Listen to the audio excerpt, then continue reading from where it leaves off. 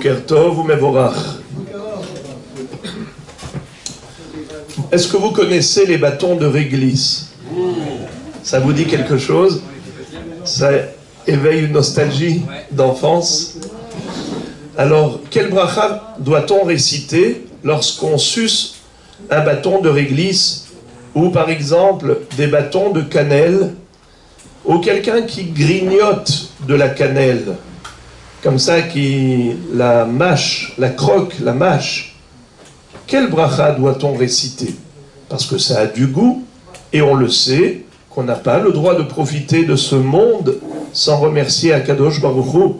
C'est la Gemara dans Masechet Brachot d'Af Lamed He qui nous enseigne Asur la Adam sheyehene min ha'olam hazeh belo bracha. C'est comme si on volait Akadosh Baruch Hu, si on profite de ces créatures sans le remercier, sans lui adresser une bénédiction. Alors quel bracha doit-on réciter si on profite de ce goût-là, que ce soit de la cannelle ou que ce soit des bâtons de réglisse? Alors, on va déjà distinguer entre sucer et croquer, et mâcher et manger, avaler. À propos de la cannelle, il est écrit dans le Shulchan Aruch, Siman, Resh Dalet. Je vous lis ce que dit le Shulchan Aruch. Il dit cannella, la cannelle. Il dit qu'on doit faire Boré Peri Ha'adama. Pourquoi? Pourquoi on doit faire Boré Peri Ha'adama, les amis, sur la cannelle? Ça doit pousser de la terre. Eh bien, ça pousse sur la terre, bravo, évidemment. Donc on doit faire Boré Peri Ha'adama. Par contre, celui qui suce toutes sortes de bâtons, toutes sortes comme un bâton de réglisse, ou la cannelle elle-même, il a juste sucé, dans ce cas-là, c'est chez Akol, comme pour tous les jus de fruits. Quand on suce, quand on boit un jus de fruits, quel bracha on fait? Chez Akol ni Amidvaro. Alors, sucer un bâton de réglisse ou sucer un bâton de cannelle, c'est chez Akol.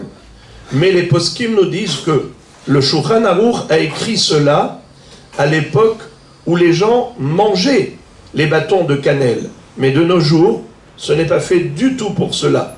De nos jours, on s'en sert uniquement pour des épices. On en fait de la poudre ou bien des bâtons de cannelle et on mélange au plat en tant que condiment pour donner du goût, pour aromatiser le plat. Mais c'est pas fait pour manger. Qui est-ce qui mange la cannelle aujourd'hui? C'est la raison pour laquelle ce sera chez Akol, même s'il croque et il mâche la cannelle.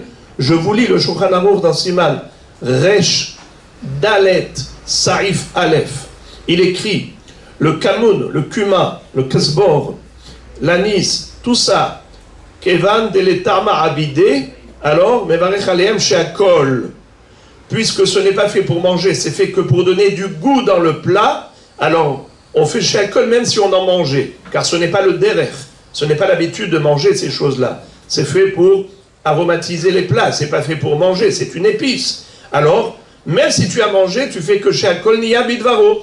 Donc, pour ne pas se retrouver en contradiction avec ce qu'il a écrit dans Siman Resh Bet, où il a écrit que pour la cannelle, celui qui mange la cannelle, il fait la bracha de Boré Pri Adama, il faut expliquer qu'il y a une différence entre jadis et aujourd'hui. Autrefois, ça servait, les gens mangeaient, puisqu'ils n'avaient pas beaucoup de choses à manger, alors ils mangeaient même des choses simples, tandis que de nos jours, Baruch Hashem, le shefar, il y a tellement d'abondance au niveau de la achila, personne ne s'amuse à manger des bâtons de cannelle, donc ça reste une épice qui est là pour aromatiser le plat, et par conséquent, même si tu vas en manger, même si tu vas croquer, mâcher, avaler, tu ne feras que la bracha de sheakol niya bidvaro. Mais à plus forte raison, si tu ne fais que sucer, alors le Shulchan Aruch lui-même a dit que tout ce qu'on suce, on ne fait que sheakol. Bruchim tihiyu.